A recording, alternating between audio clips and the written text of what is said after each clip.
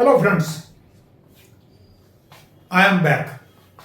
तो हम लोग अपनी इस रेजिस्टेंस सीरीज में डिस्कस कर रहे थे, जिसके अंदर सबसे पहले हमने रेजिस्टेंस की डेफिनेशन, फिर उसके अंदर उसकी टाइप्स के बारे में बात करा, फिर उनके बारे में हमने डिटेल में देखा, फिर अगली वीडियो में हमने देखा कि उनकी वैल्यूज को कैसे इंडिकेट किया जाता है। और उसके बाद में आज जो हमारा टॉपिक है वो ये है कि इसकी जो एप्लीकेशन होती है तो हम किससे लगा सकते हैं। तो हम लोग लगाते हैं सीरीज एंड पैरेलल। यही दो तरीके हैं जिससे हम सीरीज में रेजिस्टेंस लगाते हैं। अब इसके ऊपर कई सारे क्वेश्चन बनते हैं जो मैं आज आपसे डिस्कस करने जा रहा हूं, तो ध्यान से देखिएगा। मान लीजिए मैंने एक रेजिस्टेंस लगाया, अगला एक रेजिस्टेंस लगाया और इसको दोनों को, और इसको कह दिया R1, इसको कह दिया R2। बट मैंने इसको ले लिया 1 वाट का, इसको ले लिया 5 वाट का। क्योंकि रेजिस्टेंस में वाटेज तो हमेशा ही आएगी ना, बिना वाटेज के तो चलता ही नहीं, क्योंकि रेजिस्टेंस का तो हमेशा वाटेज आपको डिसाइड करना पड़ेगा। तो हमने क्या किया, यहाँ पर ले लिया 1 वाट का और यहाँ ले लिया हमने 5 वाट का। अब ये वैल्यू कुछ भी 10 किलो ओम, ये 4K7 हो सकती है या मेगा हो सकती है, कुछ भी हो सकती है। और यहाँ पर हमने एक डीसी की कुछ वोल्टेज सप्लाई कर दिया। तो अब सबको पता है, सबको आइडिया है कि सीरीज में रेजिस्टेंस की तो मैं कहूँ आर टोटल। आर टोटल क्या होगा? नेचुरल बात है, एवरीबॉडी नोज, बच्चे को पता है कि 8वीं क्लास से 9वीं क्लास से ही मेरे को पढ़ाना शुरू कर देते हैं। तो R1 प्लस R2, जो भी इनकी वैल्यूज होगी उनको ऐड कर दो, सिंपल सी बात है। तो R2 बन गया हमारा, R टोटल बन गया होगा। अब क्वेश्चन देखिए क्या उठ के आया। क्वेश्चन उठ के आया, अरे ये जो R टोटल है इसकी वाटेज क्या होगी, इस R टोटल की वाटेज क्या होगी। तो ये सिंपल सा क्वेश्चन हमने मतलब 1990 से हम इंटरव्यू से पूछ रहे हैं और हार्डली कोई बच्चा आज तक बता पाएगा, क्योंकि उनको सीधा सा क्या आंसर देते हैं, सर ये 1 वाट का, ये 5 वाट का, 6 वाट का, विच इज एब्सोल्युटली रॉन्ग। तो अगर आपको इसका आंसर आता है नीचे कमेंट में लिखिए, और तब आप देखेंगे फिर अरे आप भी, तो फिर नेचुरल बात है हमारे पास क्या कॉम्बिनेशन हो सकते हैं वो मैं बताता हूं आपको। देखो हमारे पास टोटल 4 आंसर हो सकते हैं। क्या? एक तो हो गया दोनों को ऐड कर दिया 6 वाट। दूसरा आंसर क्या हो सकता है, अरे दोनों को ऐड नहीं किया तो दोनों को जो है हमने ऐड करके डिवाइड बाय 2 कर दिया, 3 वाट कर दिया। या अच्छा ऐसा करते हैं 5 वाट जो बड़ा वाला उसी को ले लेते हैं, या जो है एक 1 वाट ले लिया। इस तरीके से डिफरेंट लोग जो है आंसर देते हैं। बट क्या सही आंसर है, तो उसके पीछे ना फिर वही अगेन बार उठ के आता है, जब तक आपको करंट जाता कैसे और करंट क्या इफेक्ट डालता है, अगर आपको इसके बारे में नहीं पता ना, तो ये इस तरीके से आप बड़ा मुश्किल है कि आप कुछ अच्छे सर्किट नए डिजाइन कर पाए। तो ध्यान से देखिए, इस केस में सर्किट में देखिए, अरे जो भी करंट जाएगा वो दोनों के सीरीज में है। तो इससे क्या हुआ, अरे इससे क्या हुआ, बहुत बड़ा काम हो गया।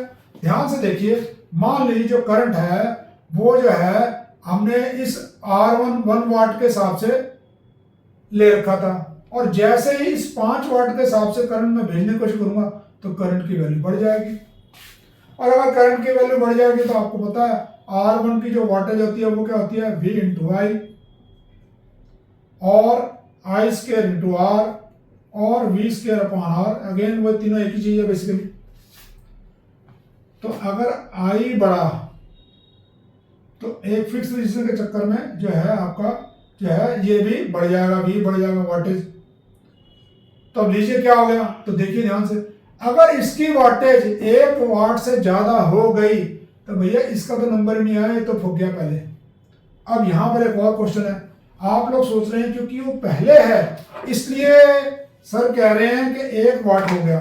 नहीं, अब इसको उल्टा कर दो, इसको 1 वाट कर दो, इसको 5 वाट कर दो, तब भी 1 वाट रहेगी।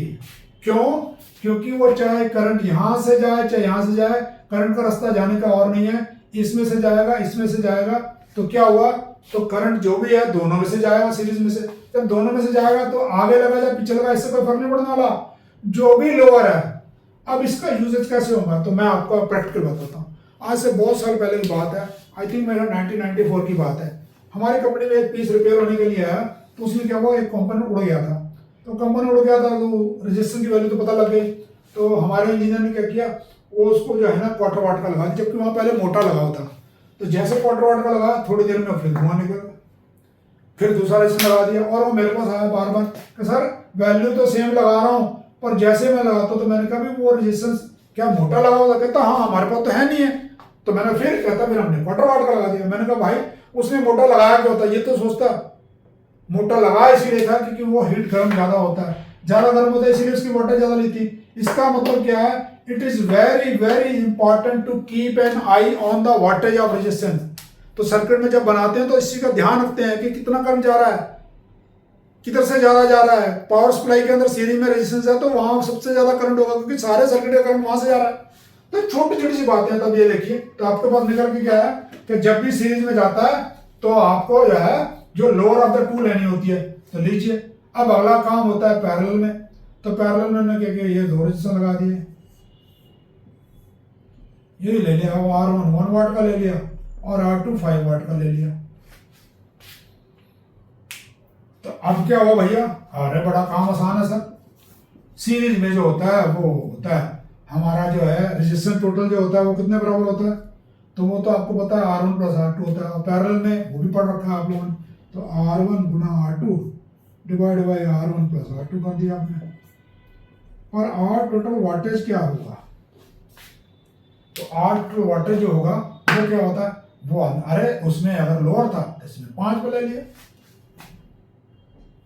तो हर आदमी का आंसर होता है 5 वाट, जो कि अगेन रॉन्ग है। अरे सर अब कैसे रॉन्ग हो गया, तो आप बताइए, नीचे कमेंट में लिखिए। अब ध्यान से देखिए, पहले सर्किट में क्या था, फिर वही की बात आ गई। हम यही तो कहते हैं कि हमारे इंजीनियर्स को ओम्स लॉ ही नहीं क्लियर। अब ध्यान से देखिए इस केस में, अरे भैया इस करंट का इस करंट से क्या लेना देना, दोनों करंट इंडिपेंडेंट है। यहां पर दोनों करंट एक के साथ एक था, यहां तो दोनों इंडिपेंडेंट है। इसमें से कितना करंट जा रहा है, इसमें कितना जा रहा है, यहां भी तो प्लस माइनस वोल्टेज है, पैरेलल है। तो टोटल वोल्टेज क्या होनी चाहिए, 6 वाट। तो जब हमने ट्रेनिंग शुरू करी थी हमने 2002 के अंदर, तब इसी क्वेश्चन से हमने थ्योरम बनाई थी और उस थ्योरम का नाम है टाइको थ्योरम।